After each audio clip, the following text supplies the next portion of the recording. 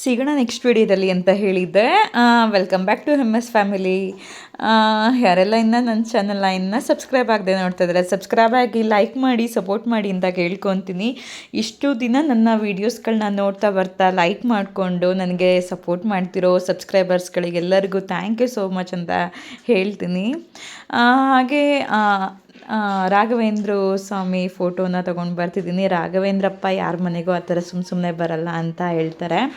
ಏನೋ ನಮ್ಮ ಮನೆಗೆ ಬರ್ತಿದ್ದಾರೆ ಅಂದರೆ ಒಳ್ಳೆಯದಾಗುತ್ತೆ ಅಂತ ಭಾವಿಸ್ತೀನಿ. ಹಾಗೆ ರಾಘವೇಂದ್ರ ಟೆಂಪಲಿಂದ ಒಂದು ಆಟೋದಲ್ಲಿ ಪ್ಯಾಕೇಜ್ನ ಮಾತಾಡಿಕೊಂಡು ಕರ್ಕೊಂಡು ಹೋಗ್ತಾರೆ. ಅಲ್ಲೇ ಸುತ್ತಮುತ್ತ ಇರೋ ಪ್ರದೇಶಗಳಿಗೆ ದೇವ್ರನ್ನ ತೋರಿಸ್ಕೊಂಡು ಬರ್ತಾರೆ. ಹಾಗೆ ಒಂದು 5 ಕಡೆ ನಮ್ಮನ್ನ ಕರ್ಕೊಂಡು ಹೋಗಿದ್ರು. ಅಲ್ಲಿಗೆ ರೆಡಿಯಾಗಿಬಿಟ್ಟು ಊಟ ಎಲ್ಲ ಮಾಡಿ ರೂಮಿಗೆ ಹೋಗಿ ಫ್ರೆಶ್ ಅಪ್ ಆಗಿ ಅಲ್ಲಿ ಊಟ ಮಾಡಿಬಿಟ್ಟು ಇವಾಗ ನಾವು ಅಲ್ಲಿಗೆ ಹೊರಡ್ತಾ ಇದ್ದೀವಿ ಟೆಂಪಲ್ಗೆ ಹೋಗೋಕ್ಕೆ ಅಂತ. ಏನಂದರೆ ಅಲ್ಲಿ ಆಟೋಗಳು ತುಂಬ ಜನ ಇರ್ತಾರೆ. ಅಂದರೆ ಅವರಿಗೆ ಒಬ್ರೊಬ್ರಿಗೆ ₹150 ತೊಗೊತಾರೆ.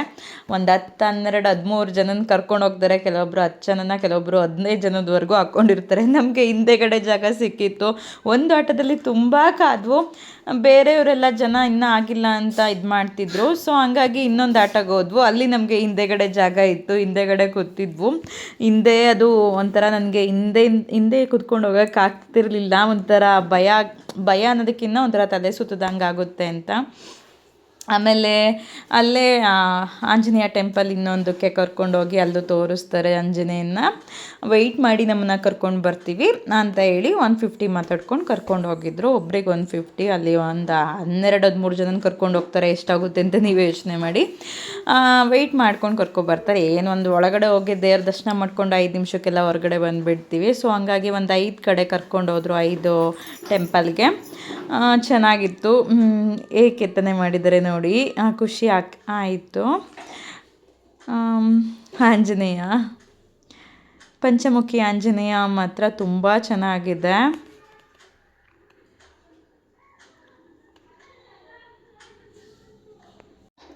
ಹಾಗೆ ಮತ್ತೆ ಹಿಂದೆ ಕೂತ್ಕೊಂಡು ಹೋಗ್ತಿದ್ದೀವಿ. ಹಿಂದೆ ಕೂತಿರೋದು ಏನೋ ಒಂಥರ ಖುಷಿ ಆಗ್ತಿತ್ತು. ಬಟ್ ಆದರೂ ಕೂಡ ಒಂಥರ ಹಿಂದೆ ಕೂತ್ಕೊಂಡಾಗ ಒಂಥರ ಅನ್ಕಂಫರ್ಟಬಲ್ ಫೀಲ್ ಆಗ್ತಿತ್ತು. ಅಮ್ಮ ಮುಂದೆ ಕೂತಿದ್ರು, ನಾವು 3 ಜನ ಹಿಂದೆ ಕೂತಿದ್ವು. ಮತ್ತು ನೆಕ್ಸ್ಟ್ ಬಂದು ನಾವು ಅಲ್ಲೇ ಇನ್ನೊಂದು ಟೆಂಪಲ್ಗೆ ಕರ್ಕೊಂಡು ಹೋಗಿದ್ರು. ಇದು ಸೇತುವೆ ಹಿಂದೆ ಕೂತಿದ್ವಲ್ಲ, ಸೇತುವೆ ವಿಡಿಯೋ ಮಾಡಿಕೊಂಡ್ರೆ. ಆಮೇಲೆ ಲಾಸ್ಟಿಗೆ ಬರ್ತಾ ನಾನು ಫ್ರಂಟಲ್ಲಿ ಕೂತ್ಕೋಬಿಟ್ಟೆ, ನನಗೆ ಆಗಲಿಲ್ಲ ಹಿಂದೆ ಕೂರೋಕ್ಕೆ.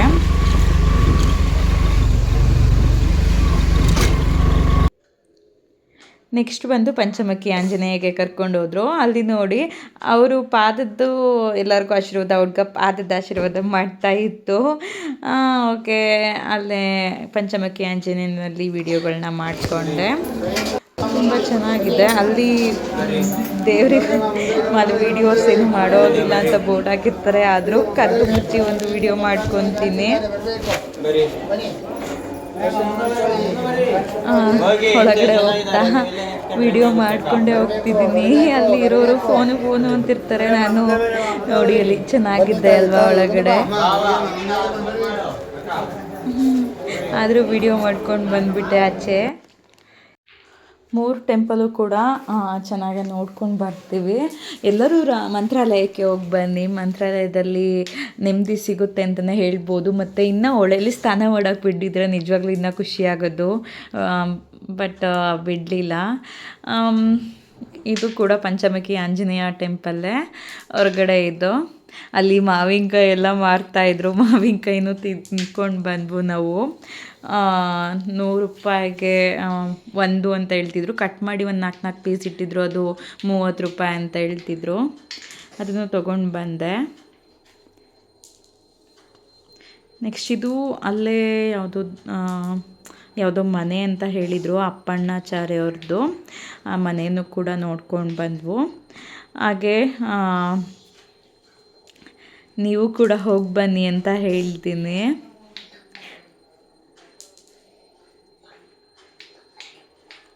ನೆಕ್ಸ್ಟು ನಾವು ರಿಟರ್ನ್ ಆಗಬೇಕು, ಈವ್ನಿಂಗ್ 6 ಗಂಟೆಗೆಲ್ಲ ಹೊರಟ್ಬೇಡ ಅಂತ ಅಂದ್ವು. ನಮಗೆ ರಿಟರ್ನ್ ಟ್ರೈನ್ ಇದ್ದಿತ್ತೆ 11:55ಕ್ಕೆ ಹಾಸನಕ್ಕೆ. ನಮ್ಮ ಅಣ್ಣಂಗೆ ಫೋನ್ ಮಾಡಿಬಿಟ್ಟು ಕೇಳಿದೆ ಏನು ಮಾಡೋದು ಅಂತ. ನೋಡಿ ಅಲ್ಲಿ ಗಂಗಾ ನದಿ ಹೇಗೆ ಹರಿತಿದೆ, ತುಂಬ ಚೆನ್ನಾಗಿತ್ತು. ನನಗೆ ಖುಷಿ ಆಯಿತು ನೀರನ್ನೆಲ್ಲ ನೋಡಿಬಿಟ್ಟು.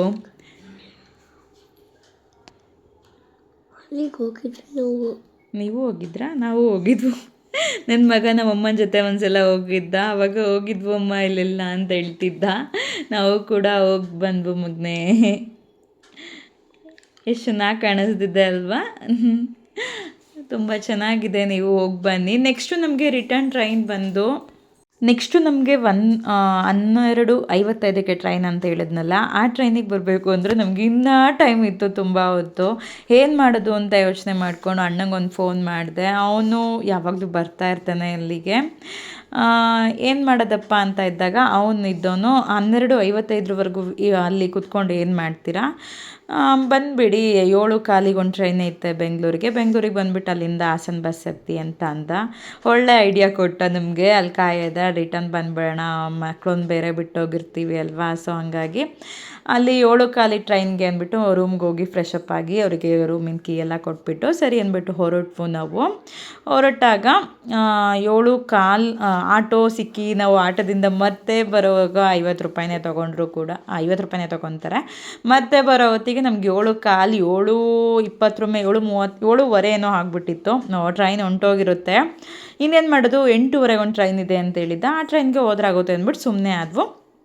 ಆಯಿತು, ನೆಕ್ಸ್ಟು ಟಿಕೆಟ್ ತೊಗೋಣ ಅಂತ ಹೋದ್ವು. ಟ್ರೈನು ಕೂಡ ಪಾಸ್ ಆಗ್ತಾಯಿತ್ತು. ನಾವು ಟ್ರೈನ್ ಹೋಗ್ತಾ ಇದೆ ಅಂತ ಅಂದ್ಕೊಂಡು ಹೋದರೆ ಆ ಟ್ರೈನ್ ಹೋಗ್ತಾ ಇರಲಿಲ್ಲ. ಆವಾಗ ತಾನೇ ಬಂದು ನಿಂತ್ಕೊಂಡಿತ್ತು. ಇದು ನೋಡಿ ಎಷ್ಟು ಚೆನ್ನಾಗಿದೆ ದೇವರು ಅಂತ.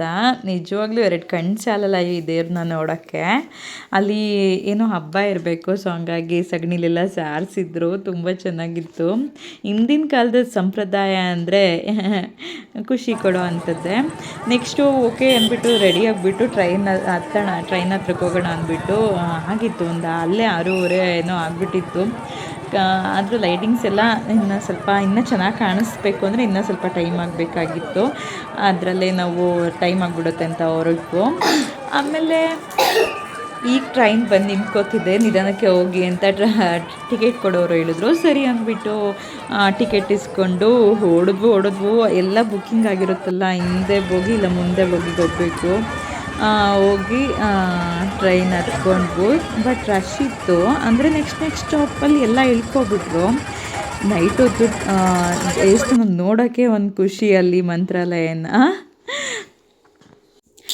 ನೀವು ಎಲ್ಲರೂ ಒಂದ್ಸಲ ಹೋಗಿ ಬನ್ನಿ ಅಂತ ಹೇಳ್ತಾ ನನ್ನ ವೀಡಿಯೋನ ಇಷ್ಟೊತ್ತು ನೋಡಿರೋರೆಲ್ಲರಿಗೂ ತುಂಬ ಥ್ಯಾಂಕ್ ಯು ಅಂತ ಹೇಳ್ತಾ ನನ್ನ ವೀಡಿಯೋನ ಮುಗಿಸ್ತಾ ಇದ್ದೀನಿ. ಪ್ಲೀಸ್ ಸಬ್ಸ್ಕ್ರೈಬ್ ಆಗಿ, ಯಾರೂ ಮರಿಬೇಡಿ ಸಬ್ಸ್ಕ್ರೈಬ್ ಆಗೋದನ್ನು. ಬೆಲ್ ಐಕನ್ ಆನ್ ಮಾಡಿ, ಎಲ್ಲ ನೋಟಿಫಿಕೇಷನ್ ಫಸ್ಟ್ ನಿಮಗೆ ಬರುತ್ತೆ. ಲೈಕ್ ಮಾಡಿ, ಸಪೋರ್ಟ್ ಮಾಡಿ, ಹೀಗೆ ಫಾಲೋ ಮಾಡಿ. ಬಾಯ್ ಬಾಯ್.